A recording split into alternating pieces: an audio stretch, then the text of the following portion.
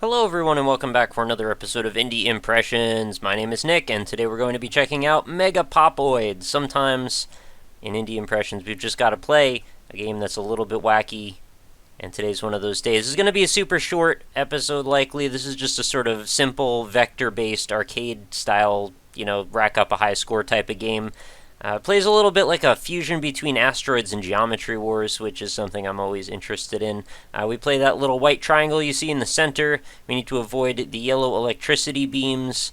We need to shoot out blue electricity beams to try and kill the red and purple boxes, and just stay alive as long as possible while our score accumulates. So let's give it a shot. So those would be my shots, and we gotta watch out for that yellow. I've sort of trapped myself in a pretty bad spot to start. Thankfully, those yellow beams will come and go pretty quickly, so we don't have to worry too much if we get put in a bad position.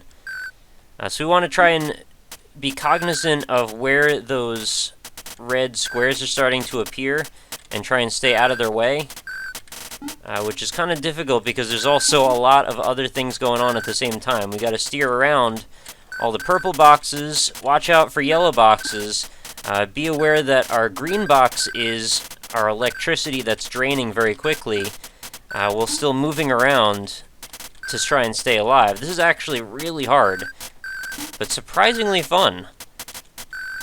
If you have the ability... Oh, there we go. If you have the ability to think in this many directions at once, there's a pretty good chance you're going to enjoy this. I mean, it's got some pretty cool little graphics. I mean, it's simple. It's easy to play. Oop, wow, I just walked right into that one. It's easy to play. It's got nice little sound effects. It reminds me of the very olden days, the Atari 2600 days. Although this is probably a little bit more complicated than an Atari 2600 game was capable of displaying. But it does have that feeling that just makes you want to keep playing it over and over again. And it's cool that you have to keep track of so much different stuff at the same time. It definitely helps you work on your multitasking skills, and if you want a real challenge, try commentating over top of it. Maybe you'll have a good time. Maybe not.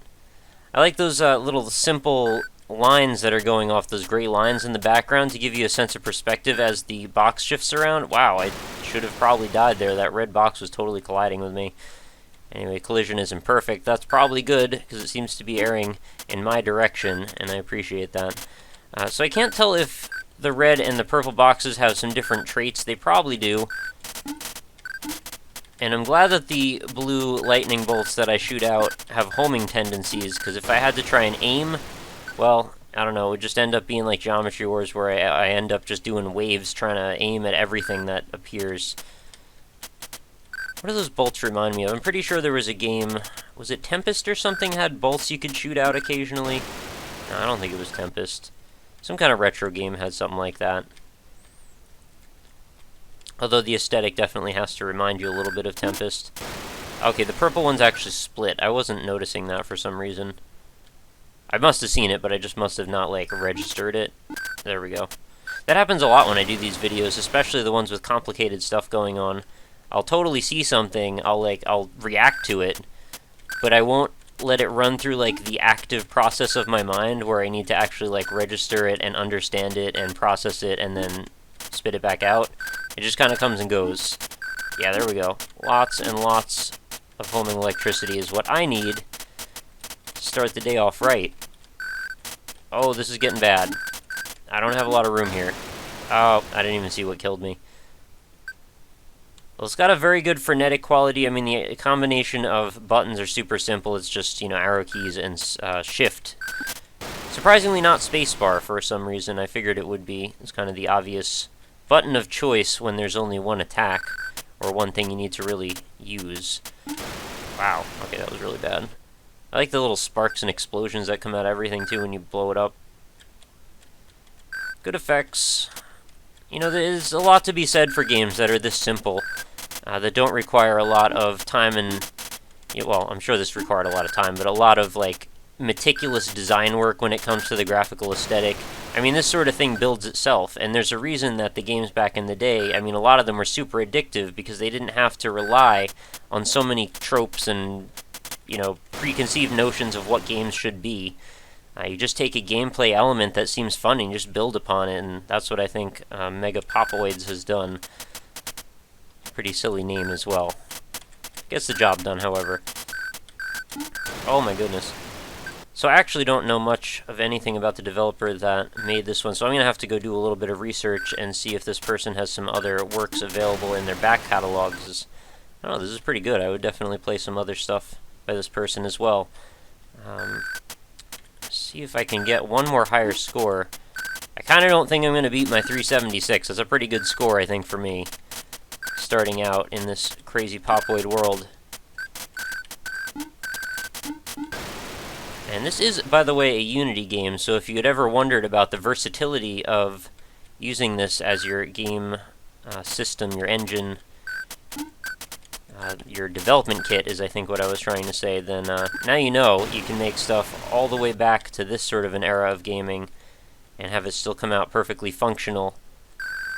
And quite smooth as well. It's run at a solid 60 frames per second with not a single dip so far.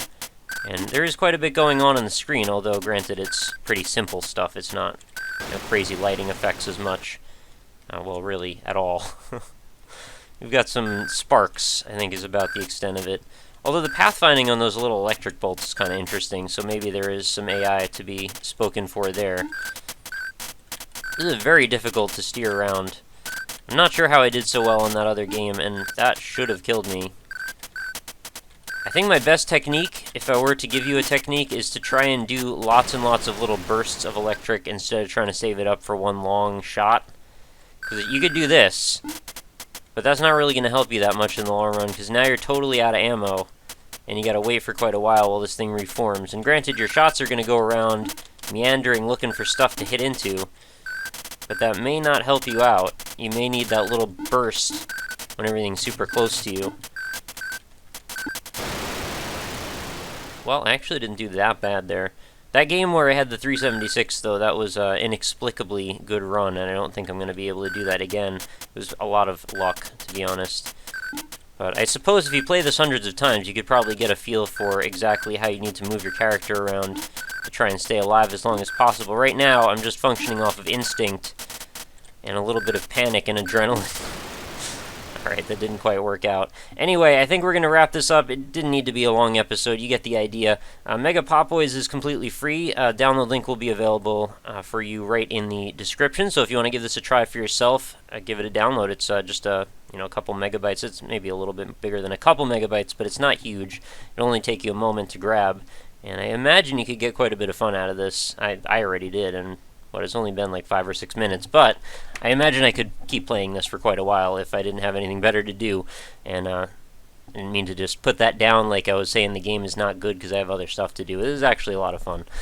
But that is going to do it for this episode. Thank you guys so much for watching. Please visit my website if you haven't already, indie-impressions.com. Check out all the videos over there in the archive. We've got hundreds and hundreds of them now for you to view. Tons of different games, different genres, different styles, different payment methods. If you just want to check out all the free ones, you can do that. This will be among them in short order. Aside from that, though, facebook.com/indieimpressions. Leave a like over there if you choose. Get every day's new video delivered into your Facebook stream. Occasional news updates and contests, as well as game giveaways over there. And lastly, if you want to get in touch with me about possibly covering your game on the show, quickest way to reach me is the contact form on indie-impressions.com, or if you want to send me a tweet, just say hey. @RockLeeSmile is my Twitter handle. All my social media links are available right in the description of the video, so please do peruse those.